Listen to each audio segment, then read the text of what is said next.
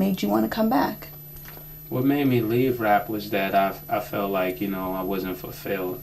It's almost like, you ever was dating a guy and no. he have everything working for him, but you just feel like you're playing yourself, you feel like you're worth more. And then you just wake up and just say, enough is enough. Mm-hmm. And you don't want to be known as the girl that just does everything he say. And then when you're doing these things, you kind of feel like, this is not me. And you go to tell him this is not you. And he like, yeah, whatever. That's how I felt like with rap. I felt like I had so much more to offer. I knew I wasn't just a high school dropout that just so happened to be rapping. And, I got tired of being one-dimensional. And I decided that I'm ready now to live out the totality of why I was put on this earth.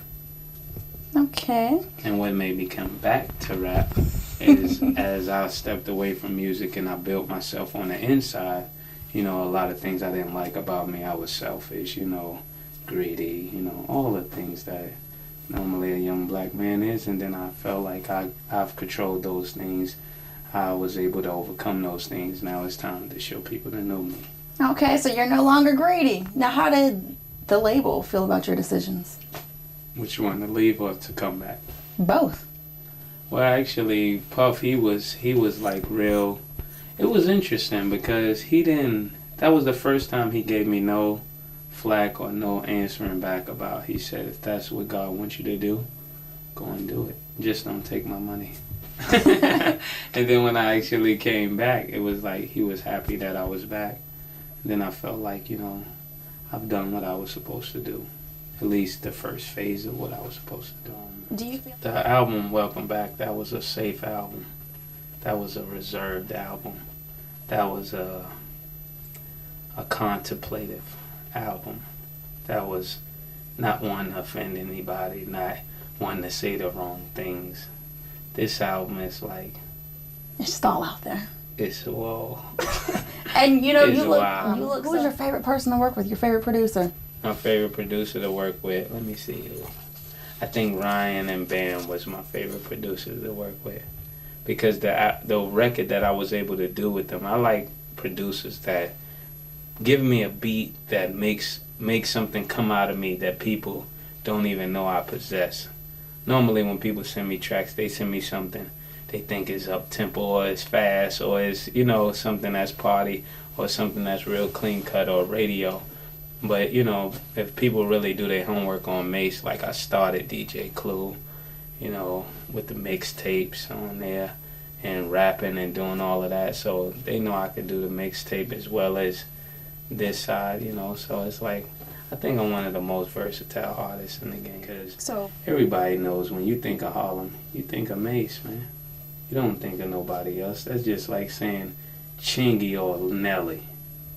Mm-hmm. You're going with Nelly, man. That's not a big conversation. I mean, you go with the guy who, and it shows like no respect. It shows, all of the things that you never want to be known for, because people will ultimately look at you and say, if you would do that to the guy that got you in the game, who are you really? Mm-hmm. Because we have footage and stuff of him screaming, yo, I'm Mase's cousin at the concert when nobody knew him. So it's like, oh, wow. It's like, really, where's this going? And me and Cam, we grew up, we played basketball together. My whole point was, I know I'm not no killer, but let's all stop that. You get what I'm saying? Mm-hmm. We all just good kids that went to school, got a shot at music, did whatever we did. But I don't know him as a man. Maybe this is who he is as a man. He only know me as a child. I only know him as a child. He don't know me as a man. I don't know him as a man. I haven't spoken to him before this year in like 5 years. So it's like, who I become. I was a boy in Harlem. I became a man in Atlanta.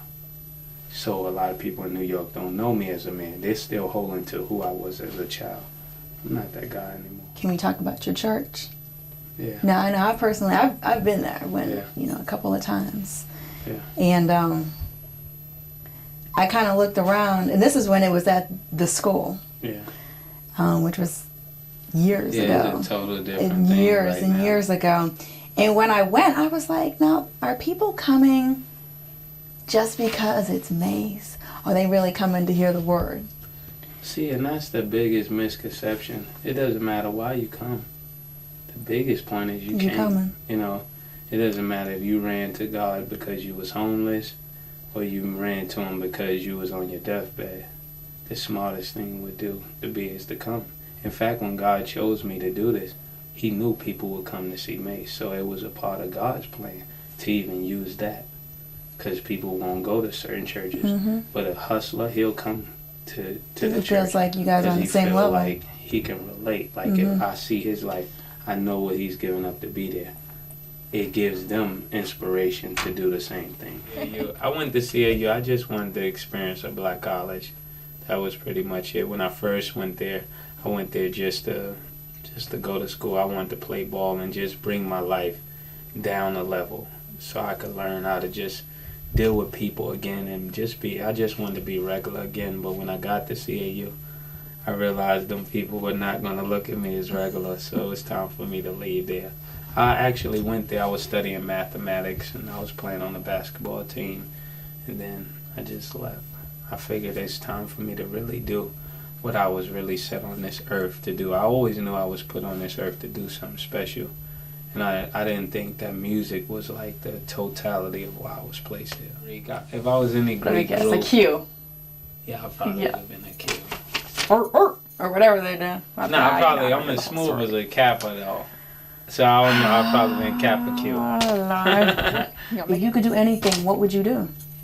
I would do what I do on Sundays and Tuesdays. That's what I get the most fulfillment out of, seeing people's lives change and seeing, when you could see a guy get out of a wheelchair, you could see some lady come to you and say, I had cancer. You prayed for me. I no longer have cancer. That's more fulfilling than 80 people got their hands going like this. So, sometimes, like when I was going to do shows, at first it was awkward to them.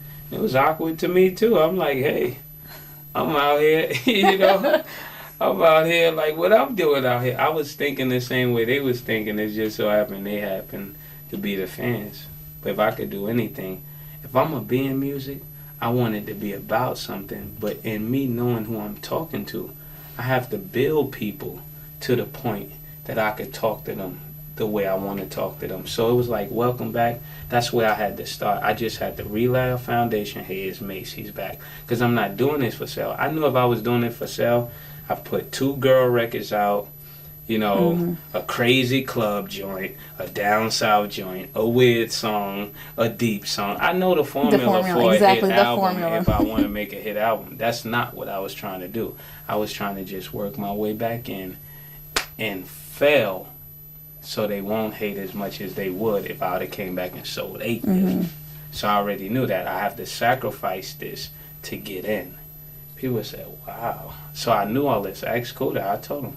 I told him the numbers it was going to do. I told him when it was going to come out. I told him who was going to hate. I told him everything before it even happened. So none of this has been a surprise to me. So when people see me, they be like, why you ain't moved by none of this?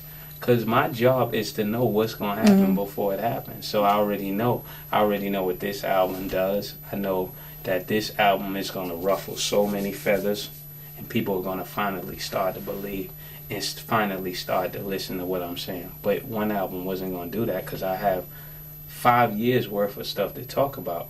But that ain't the first thing you want to hear as soon as you see a person. You ain't seen me in 5 years. I left you as a super player. I come back as a super preacher. That ain't going to work. So you give them something that's basic, something that's plain, something that's bland, with not much seasoning in it. It was nothing, just 12 records, son. Take 12 records. See what you can do. What it did for me, it turned Puffy off, which in return to get me off Badboy. I had it all planned out. Make him believe you ain't got it no more. He gonna let you go.